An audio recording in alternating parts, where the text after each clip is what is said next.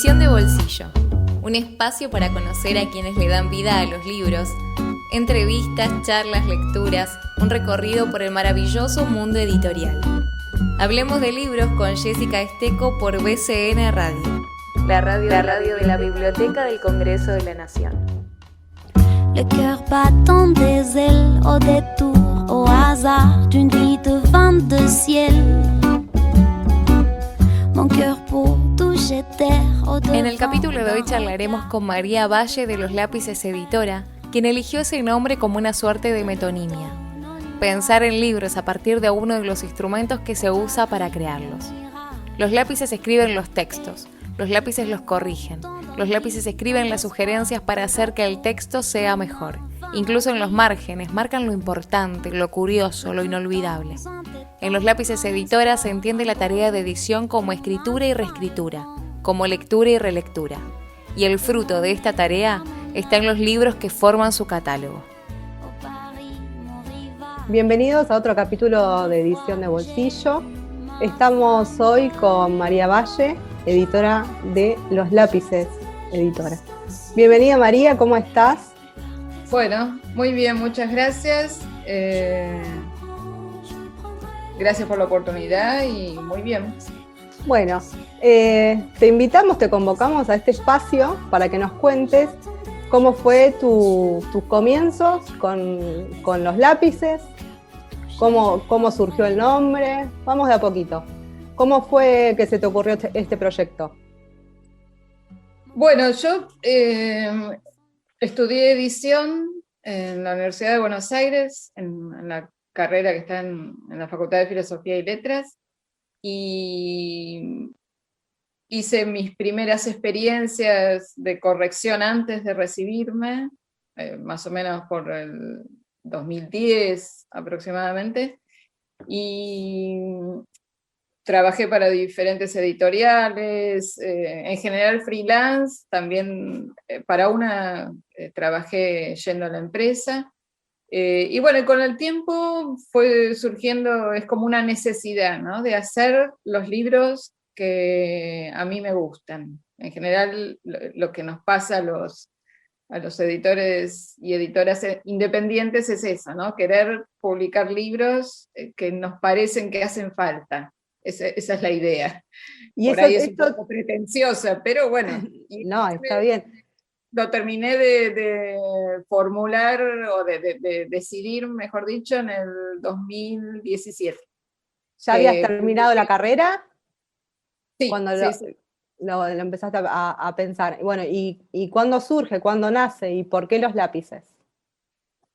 Por eso, surgió alrededor del 2017, que ya tenía unos 7 años de haber trabajado en diferentes áreas de la edición. Generalmente, la mayoría de ellas, corrección y edición. Y bueno, el nombre es un poco caprichoso.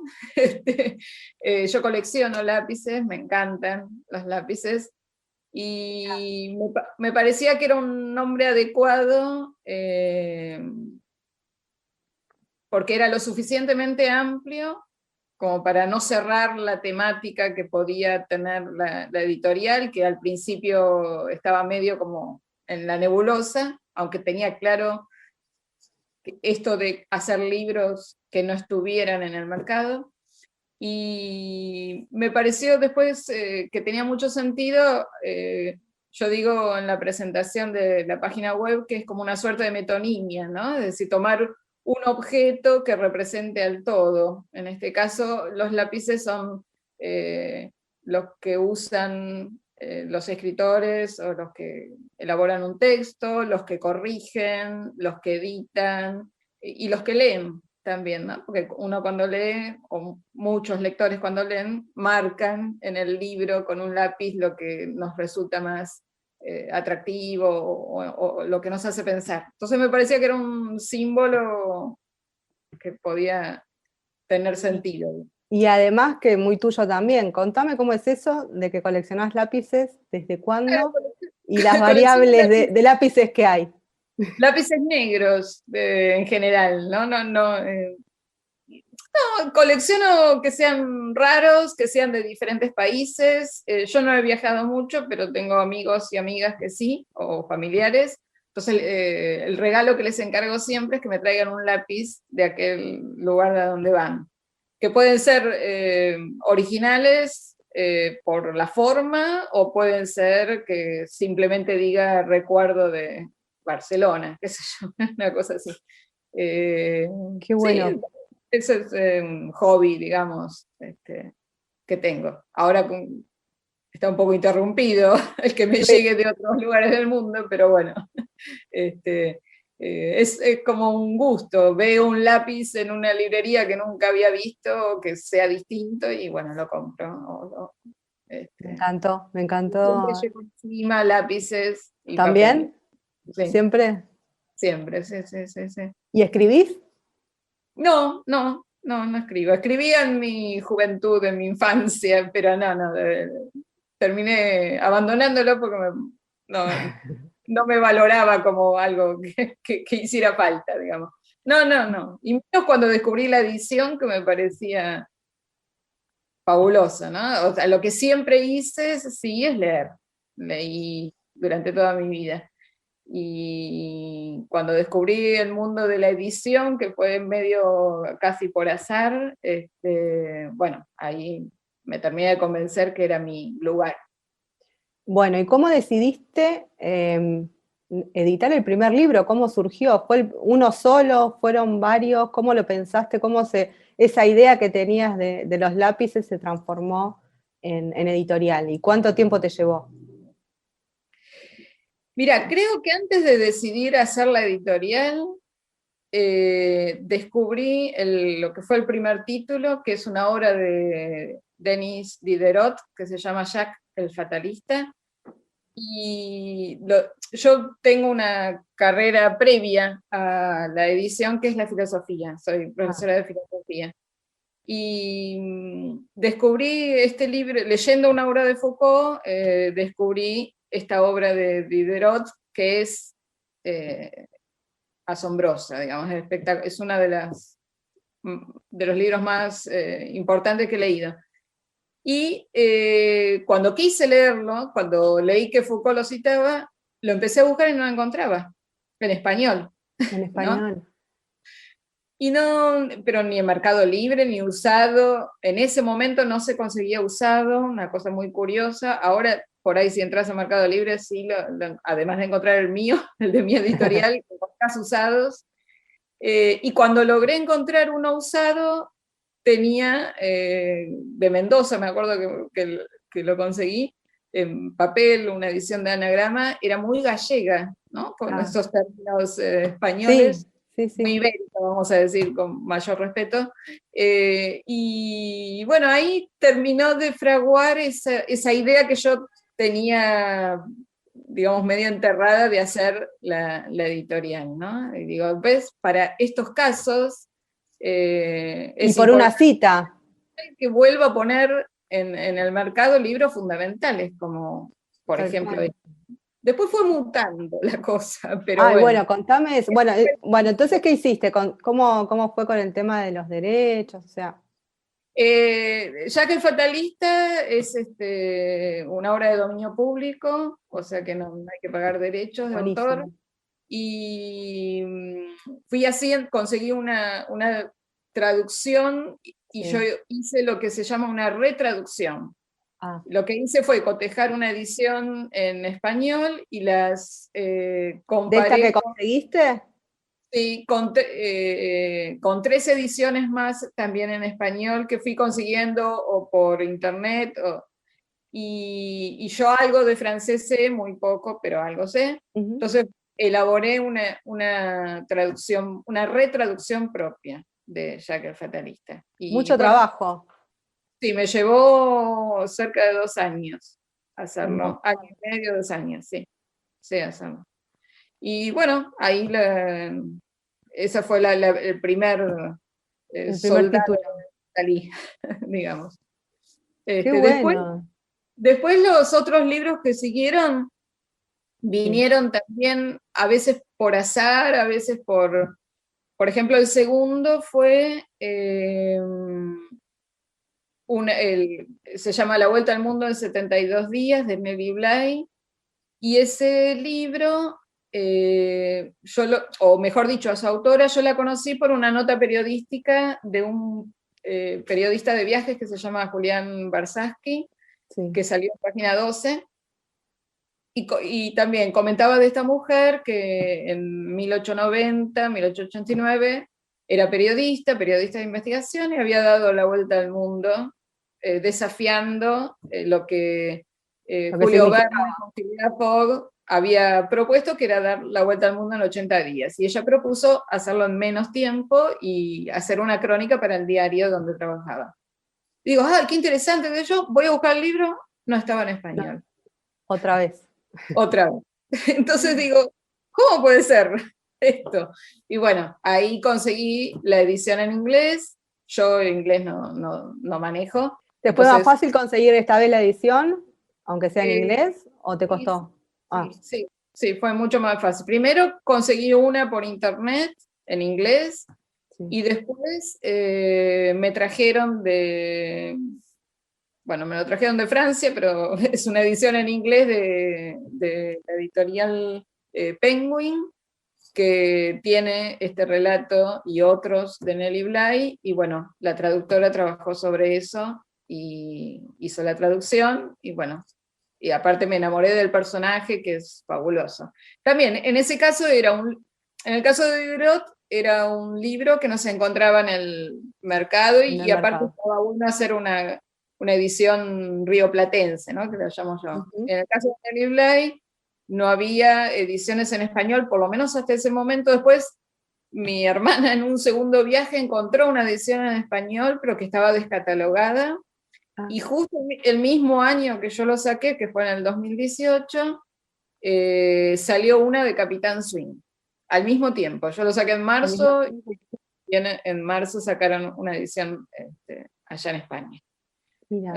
Esa es un poco como se fueron dando los dos primeros. Pero, los dos primeros que son parte de Lápices Clásicos, la colección. Exactamente, sí. Yo tengo en este momento 4 colecciones. Lápices Clásicos es una, la otra es Lápices Nuevos, que ahí sí son autores contemporáneos. El primero que edité fue de un profesor de literatura de acá de la zona oeste donde yo vivo, yo soy de Aedo, y él me contactó a través de un conocido. Y eso te iba a preguntar, ¿cómo fue? Él te contactó a vos. En todos los casos pasa esto, ¿no? Ahora nos contás. En el caso de él, ¿cómo se llama? Facundo Di Colo, y el libro, el primer libro que sacamos de él es El gato no volvió, que es un conjunto de cuentos, y ahí lo incluimos en Lápices Nuevos como contemporáneo, ¿no? Después de él sacamos otro, un poquito más adelante, otro libro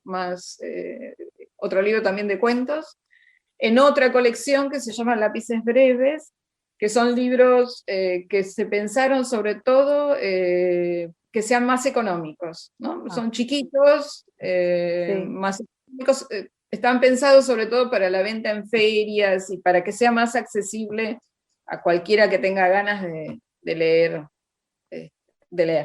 digamos. Qué buena esa decisión también editorial, ¿no? De pensar en distintas alternativas. También vi en tu página que tenés como el comienzo para leer en PDF de los títulos. Sí,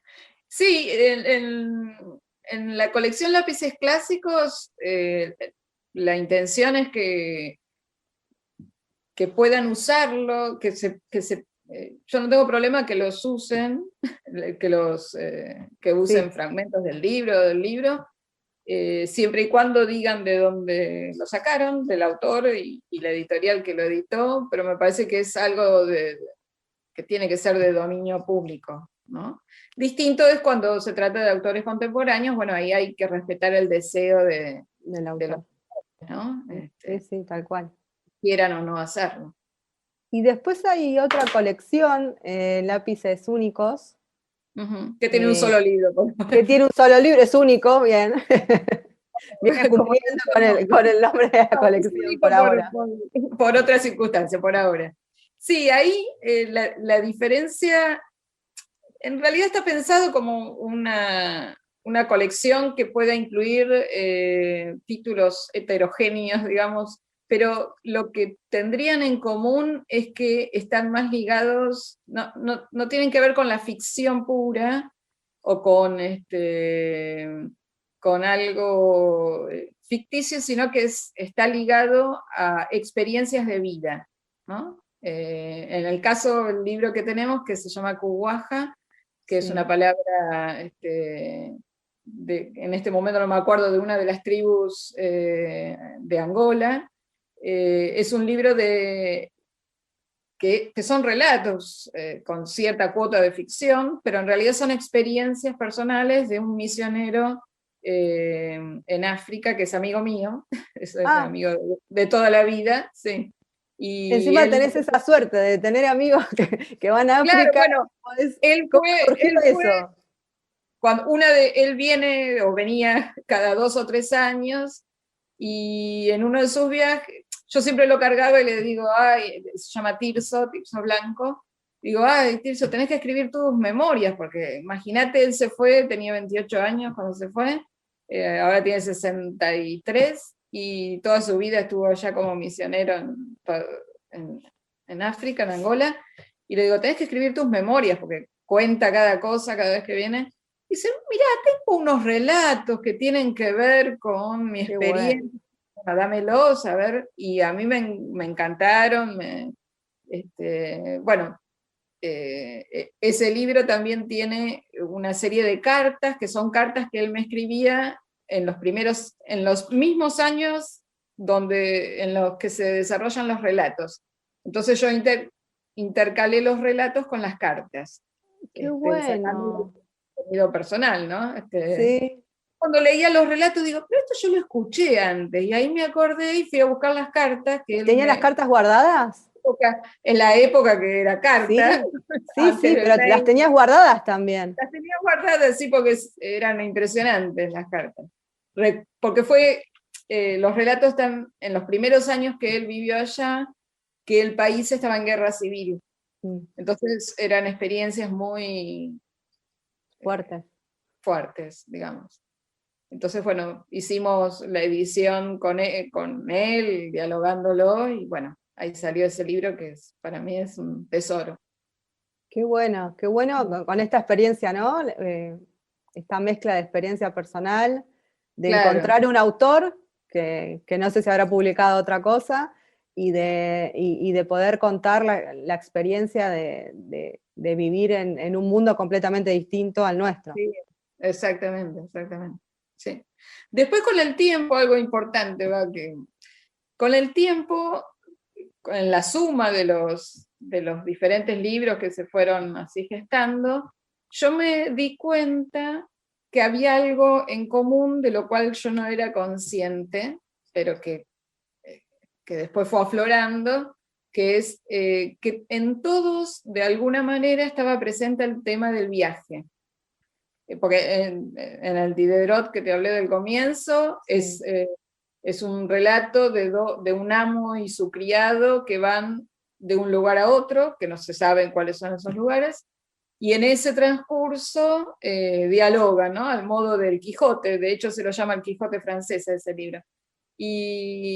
Y todos tenían que ver con un recorrido, con un transcurrir, con una transformación, con algo que yo lo resumí espacios nuevos, en la idea de viaje, ¿no? Claro. Entonces, a partir de ahí, digo, a mí siempre desde chica me gustaron ese tipo de relatos, y siempre me gustó, por ejemplo, en el cine ver la road movie, ¿no? Esos tipo Thelma y Louise, y todo ese tipo de películas que funcionan como un camino, un viaje de transformación. Entonces, a partir de ahí, como me atraen, digamos, y al mismo tiempo lo hice consciente y me fui enfocando en relatos para todas las colecciones que tienen que ver con ese tema, ¿no? De hecho, edité, después del de Nelly Bly, vinieron las crónicas de Ada Elflein, que es una periodista argentina de principios de siglo, que viaja por nuestro país, inaugurando de alguna manera el turismo de aventura, ¿no? Que en ese momento, por supuesto, no se conocía. Entonces, bueno, ahí fue adquiriendo como una identidad, y ahora está construida en torno a esa identidad. Ya la identificaste, digamos, ya es parte. Ya tengo claro que quiero editar eso. Crónicas de viaje, biografías y autobiografías, que además sus personajes viajan. Por eso yo digo en la presentación que tienen que ver con recorridos o viajes en el mapa o en la vida, ¿no? Me parece que ese es el contenido. Y me parecía que le daba también a la editorial algo que no muchas tienen, que es, en vez de estar articulada solamente por un género, o por literatura de ficción, o no sé, o ciencias sociales, o lo que fuera, estaba articulada en torno a un tema, ¿no? Que es en este caso el tema del viaje.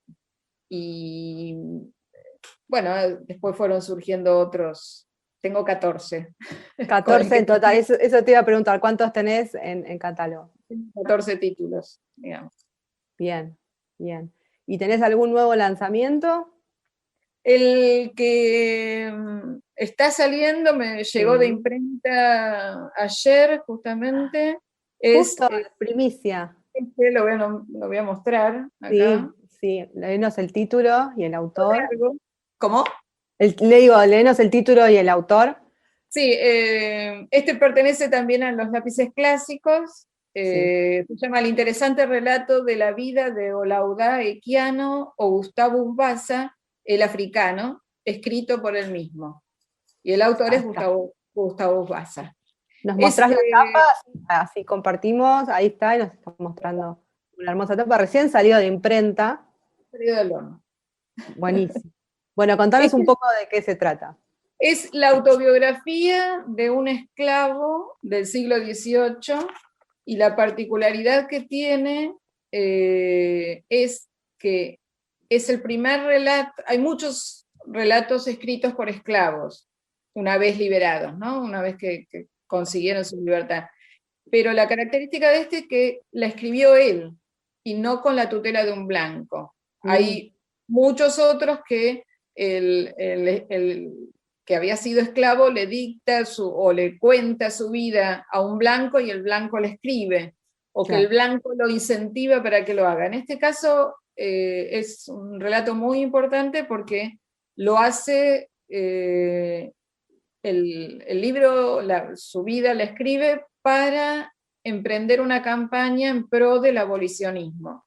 Él, cuando logra su libertad, se va a vivir, se establece en Inglaterra y recorre todo el país tratando de llevar este mensaje en pro de la liberación de sus compatriotas o de todos los esclavos.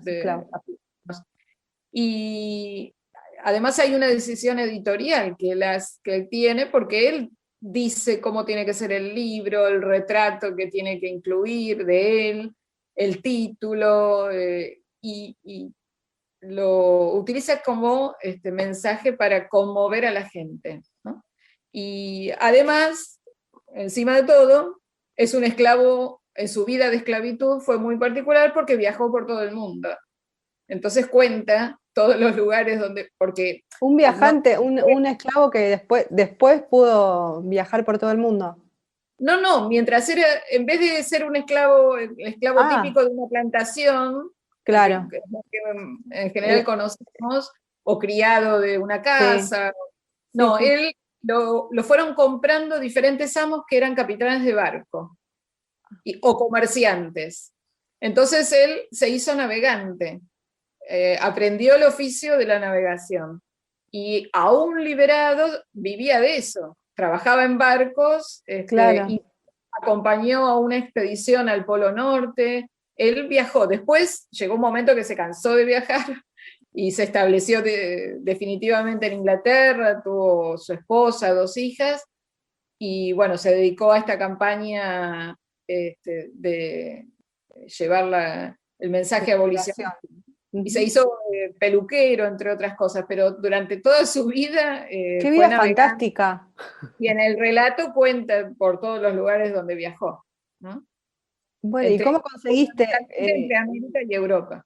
cómo te llegó este libro para editar, digamos, para publicarlo?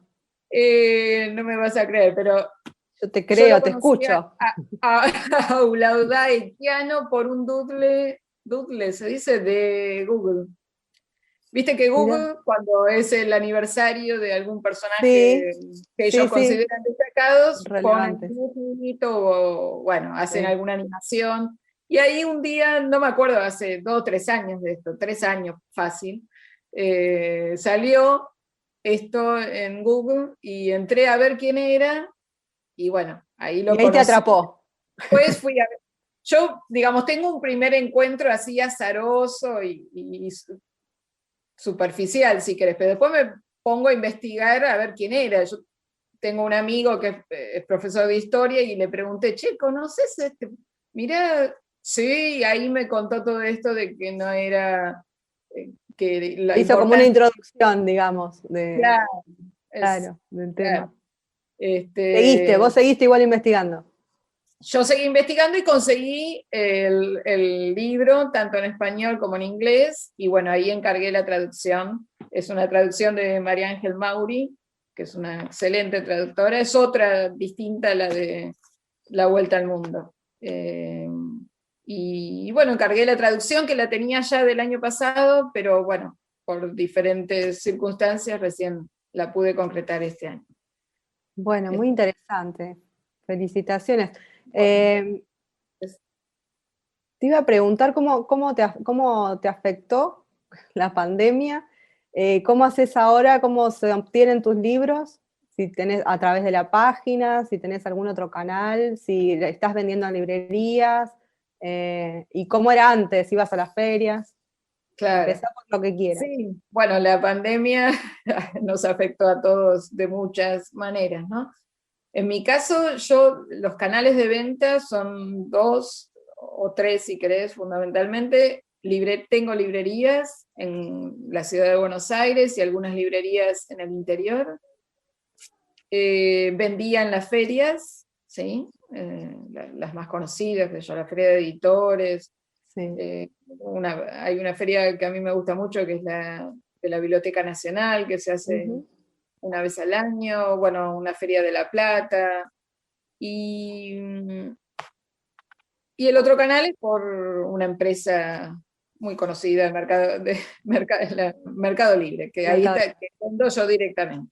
Con la pandemia y la suspensión de las ferias, por supuesto, como que se redujo a la mitad la posibilidad de la venta. En mi caso, aumentó la venta por Mercado Libre y bueno, se redujo eso. Y lo que yo hice también, que fue la principal modificación que tuve que hacer, es la de suspender por ahora la edición en la colección de lápices nuevos, porque seguí publicando libros en este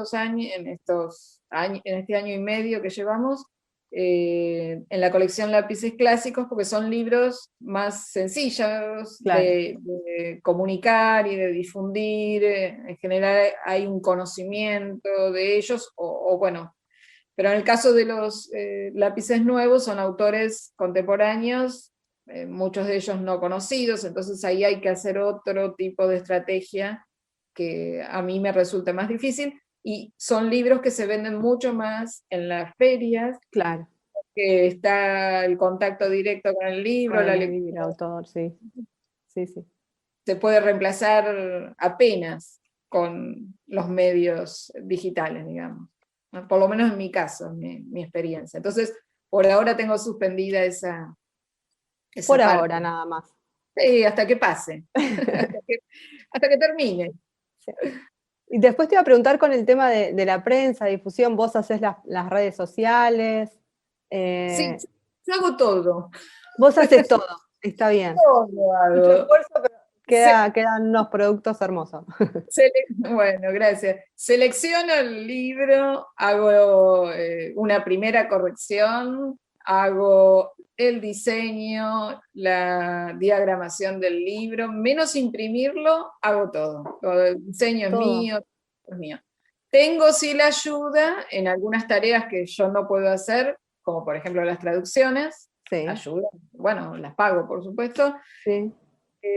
Tengo amigos y amigas que me ayudan con alguna ilustración, por ejemplo, en este libro, que es uno de Adael, uno de los dos que tenemos de Adael Flame, la tapa es de una ilustradora que se llama María Isabel Caudullo, que es una amiga mía. Entonces, bueno, ella me hace las ilustraciones de varios libros, hizo ya. Y después tengo también que me ayuda con la corrección, porque una no termina de ver los errores, de hecho siempre alguno se escapa. Entonces, siempre pedís entonces eso, que revisen la corrección que vos ya hiciste. Exactamente. Cuando ya está diseñado y diagramado en el PDF, hay una corrección de segunda que también. Después tengo también, que son en general compañeros o compañeras de la carrera de Juan, ¿no? O me ayudan con la imagen, o con la página web. La que me hizo la página web también es una compañera, a Leticia, que es una compañera de Puan. Tengo como colaboradores externos, digamos, ¿no? Pero la editorial soy yo, como decía. Está bien. Y gran esfuerzo que hace. El Estado soy yo, bueno, alguien decía el Estado soy yo, que ahora no recuerdo quién es. La editorial soy yo.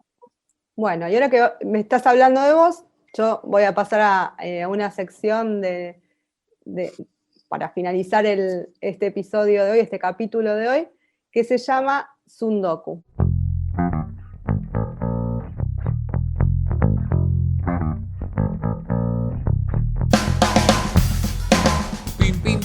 Ping-pong Tsundoku. Tsundoku es un término japonés que se refiere al hábito de comprar más libros de los que se pueden leer.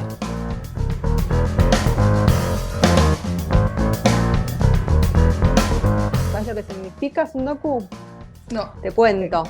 Es un ping-pong esto. Vos me tenés que contestar lo primero que te venga. Primero que me ocurra. Primero, bueno, Tsundoku es un término japonés que se refiere al hábito de comprar más libros de los que se pueden leer. Entonces, la primera pregunta es esa. ¿Vos comprás más libros de los que podés leer? Por supuesto, sí. Es más, tengo una biblioteca donde... ¿De libros no leídos? Porque no leí, sí, de los libros no leídos. Bueno, sí. Entonces vas para ese lado. A otros editores nos han contestado que no, el libro que se lee, el libro que se compra, el libro que se lee. Por eso es muy divertida esta sección para mí, porque cada uno contesta muy distinto. ¿Cómo sos como lectora? Si recomendás libros, si lees cosas que te recomiendan o haces tu propio camino como lectora.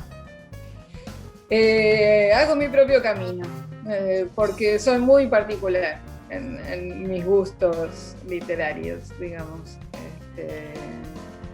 Leo cosas, me gusta leer, cada vez leo menos ficción. Eso es un cambio ahora, ¿no? En general me gustan más bien los libros clásicos, antiguos. Leo literatura contemporánea, pero tanto como por curiosidad de saber, bueno, a ver, te hablan, qué sé yo, de una escritora, no sé, te digo, Gabriela Cabezón Cámara. Bueno, algo para saber, para no quedarme tan afuera, pero en general me gustan los clásicos. Los clásicos, sí. Bueno, o cosas que tienen que ver con libros más bien antiguos o raros. Bueno, ¿tu libro favorito de la niñez y de la adolescencia? ¿Eran raros también o no? ¿Eran más clásicos? No, ahí eran más normales.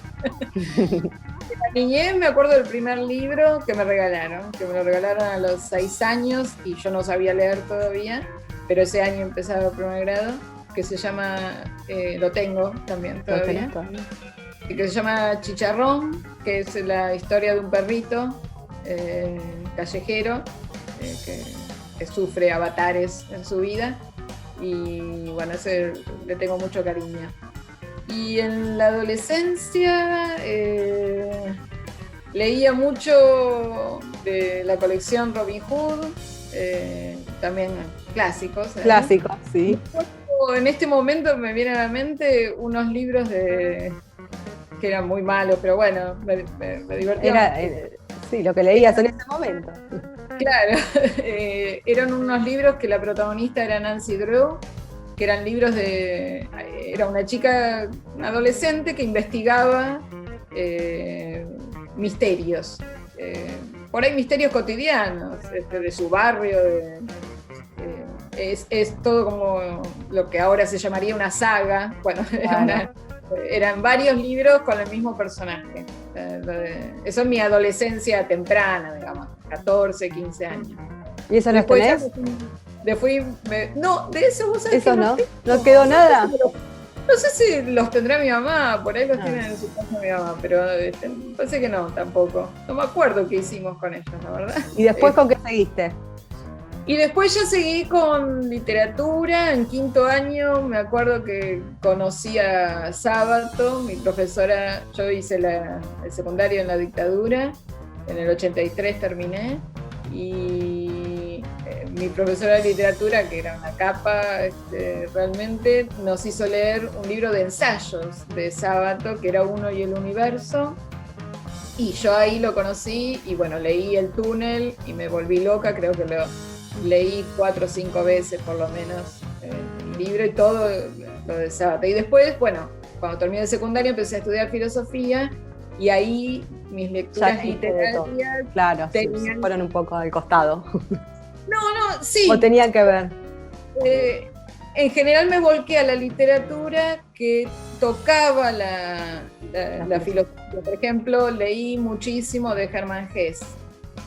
Siddhartha, Narciso y Goldmundo, El Lobo Espacio, me encanta. Borges, bueno. Todo bueno, tengo una pregunta polémica, pero yo creo que sé que me vas a contestar. ¿Marcás o subrayás los libros o no? Sí, por supuesto. Yo sabía que me ibas a contestar. Con lápiz, con tus lápices. Con mis lápices, no con virome. No tampoco con resaltador. La punta de la... No, ¿Resaltador o no? No se dobla la punta. ¿No? Señalador. Ahora uso el de los lápices. Muy bien, muy bien. Pero sí, no se puede. No se puede. Bueno, con lápices sí. Vamos con las 2 últimas preguntas también, muy personales. ¿Cuándo sentís que un libro de los que editás vos está terminado? ¿En qué momento?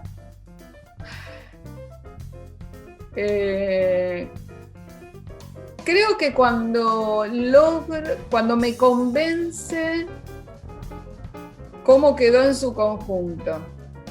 ¿Ya con el libro en la mano, como me lo mostraste ahora, salido de imprenta? No. Antes de mandarlo a imprenta. Digamos.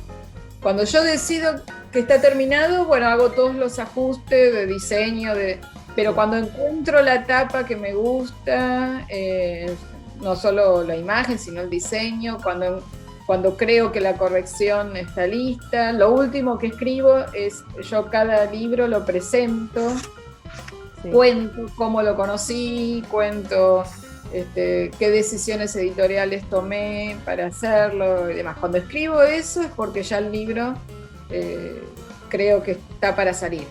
Lo que no quiere decir que no tenga errores. Siempre. No. Por eso era muy personal esto. Y la última pregunta, ¿qué es lo mejor y lo peor de ser editora?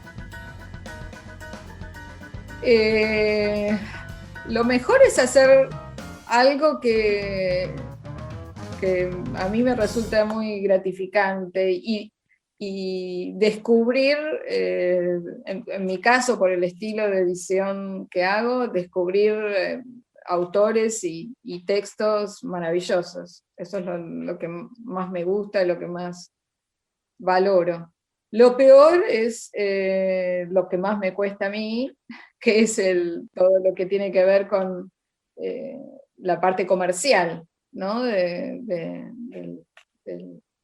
del proyecto editorial, la distribución, la venta, Eso a mí me cuesta bastante y bueno, como hay que tener un equilibrio entre ambos aspectos, a veces no es fácil, ¿no?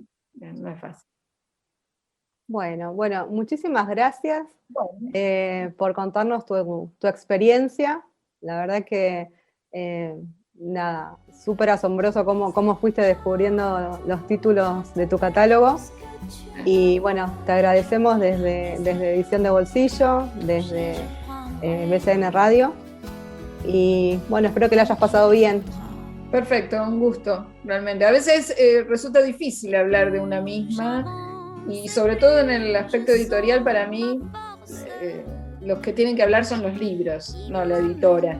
Pero bueno, me parece bueno también ir develando este mundo que para la gente en general es sumamente desconocido. Así que por eso también me pareció linda la entrevista y linda la oportunidad, y te la agradezco mucho a vos y a todo tu equipo. Bueno, muchas gracias, María. Bueno, nos despedimos de este capítulo de Edición de Bolsillo. Los invitamos a ver los capítulos anteriores que están en YouTube, en Spotify, que nos sigan en las redes sociales y esperemos también a los próximos.